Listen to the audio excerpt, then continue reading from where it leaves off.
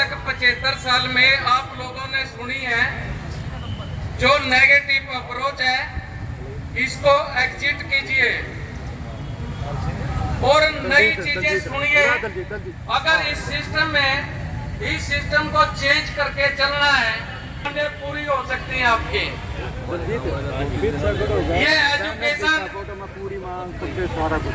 थोड़ा इसी रूप में समझना होगा जो चीज ये education can't change the world, दुनिया को नहीं बदल सकती, ये लोगों को बदल सकती है और लोग समाज को बदलेंगे और समाज सिस्टम को बदलेगा। भाई जी थोड़ा इस सिस्टम को चेंज करने के लिए जरूरी है, सिस्टम को समझिए। यहाँ पर जो ट्रेड यूनियन लाइन चल रही है उस सिस्टम को समझिए, अच्छा रहेगा आप लोगों के लिए। क्योंकि ये जो मौजूदा गवर्नमेंट है,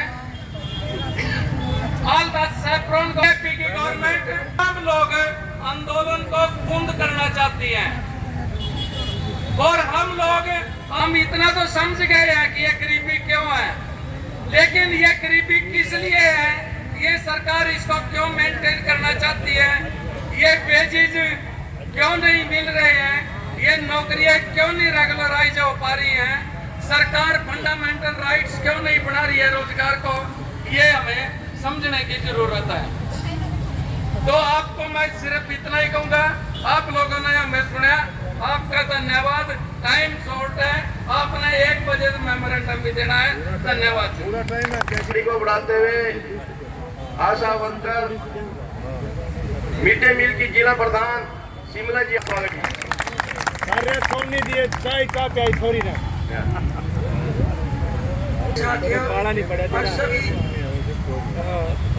जितने भी आए हुए हैं यहाँ पे स्टेट कमेटी, जिला कमेटी, मैं उनका आने का धन्यवाद करती हूँ और बहनों का भी, क्योंकि ये सरकार एक ऐसी पॉलिसी लेकर आती है कि हमें बोलने से भी मजबूर कर देती है।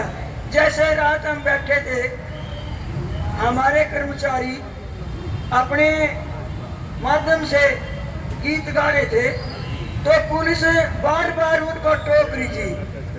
अरे जब पुलिस हमारे को बोलना नहीं चाहती है तो लठ कैसे बरसाना चाहती है हमारे ऊपर?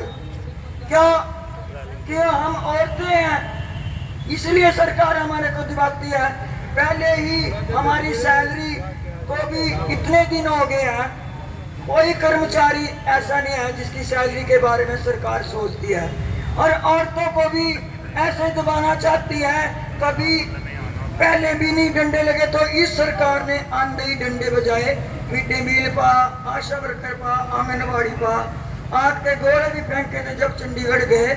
तो इस सरकार को समझने के लिए हमें सभी कर्मचारियों को समझना होगा। जैसे कि इस सरकार ये कुछ करना चाहती नहीं है। इतने दिन हो गए, 50 साल हो गए आंगनबाड़ी को, जो कि आज तक 12,000 नहीं लट करी है, जो कि आधा उसका हिस्सा 6 मिल, और काम इतना लेती है सरकार आशा से, आंगनबाड़ी से, एजिसट चौकीदार जितने भी आए हैं कर्मचारी मेरे भाई। तो मैं यही कहना चाहती हूँ कि इस सरकार को जो सुधारना है, तो इस सरकार को इकट्ठे होके मजबूत बन के अपने कर्मचारी, तो इसको वोट की समझ से इसको ऐसे करना है जैसे हुड्डा आया था। जब हुड्डा ने भी बोला था आशा वर्कर को, मेरा तो पेट भूखा है, जब आशा वर्कर आटा लेकर गई ना, तो अब वो नहीं कह रहा मैं सारी पॉलिसी भी पूरी कर दूंगा और मैं वो कर दूंगा। जब पीछे ही नहीं उसने कराया तो अब क्या करेगा? जो कोई भी आता है नए अपने कोई अपनी वैसी बोली बोलता है, हम पक्के कर देंगे, ये कर देंगे, कोई कुछ नहीं करता। ये एक ही लाइन के चट्टे बट्टे हैं, आपस में मिल जाते हैं और कर्मचारियों को फाड़ने का काम करती है ये सरकार। क्योंकि जब हमारा जब ये कर्मचारी इकट्ठे होते हैं, इनको बर्दाश्त नहीं होता अपनी मांग बोलने के लिए भी, ये हमारा मुंह बंद करना चाहते हैं। हम इनसे डरेंगे नहीं। अगर हम जितना इनसे डरेंगे तो सरकार ऐसे ही हमारे साथ अन्याय करती रहेगी। हमें मजबूती के साथ पूरे जोश के साथ इसको हराने का काम करेंगे, जैसे पहले भी किया तो अब भी किएंगे। जैसे हमारी सैलरी बेशक थोड़ी है, मैं ये कहना चाहती हूँ मिड डे मील के बारे में ही कि जब मिड डे मील थोड़ी सी सैलरी पे थी, अब स्कूलों में इतना काम बढ़ाया जा रहा है, सफाई भी वही करती हैं और जितने खाने का काम भी करती हैं, माली का काम भी करती हैं, जो भी काम मेज पे भी साफ करती हैं। जो भी काम कराया जा रहा है मिड डे मील से कराया जा रहा है। सैलरी कितनी है? कहते हैं अब तो 7,000 होगी, तूने रहना हो रह लो, नहीं बाहर हो लो। मैं ये कहना चाहती हूँ मंच के माध्यम से, अगर उन्हें हमारे को नौकरी दी हो ना, हमने अपनी हुकूमत से लिया है नौकरी, अपने बलबूते पे जो लिया है ना, अपने कर्मचारियों के बलबूते, यूनियन की तरफ से अपने बलबूते पे जो लिया है, हमें अपने बलबूते पे लिया है, आगे भी लेंगे और लेते रहेंगे। तो इस सरकार को हमें हिलाना है मजबूती के साथ, जब ये सरकार पीछे हटेगी। वैसे तो ये हटने वाली सरकार नहीं है, तो हम इसे कहना चाहते हैं कि क्या तो सरकार हमारी सैलरी और महामरे को पक्का करे, परियोजना वर्कर को, सभी जितने भी वर्कर हैं, तो सरकार ने करना तो पड़ेगा जब हम मजबूत हो गए। ये सरकार ऐसी निकम्मी है, जब हम 2018 में ट्रैक्टर से मिले गए थे रामविलास शर्मा से, उन्होंने बोला था ना, खट्टर से मिले गए थे, उन्होंने बोला था 7वां वेतन जरूर मिलेगा, चतुर्थी श्रेणी में लिया जाएगा। तो मैंने उनसे ये बात करी, सीएम साहब हमने आपको बनाया करनाल जिले से, तो हमारा हिस्सा कहाँ है? हम आपसे पूछना चाहते हैं ये हमारा हिस्सा कहाँ है? वो देवेंगे। अब तक वो उसकी आंख नहीं खुली सीएम साहब की, क्या वो हमारे से काम इतना करवा रहे बेकार?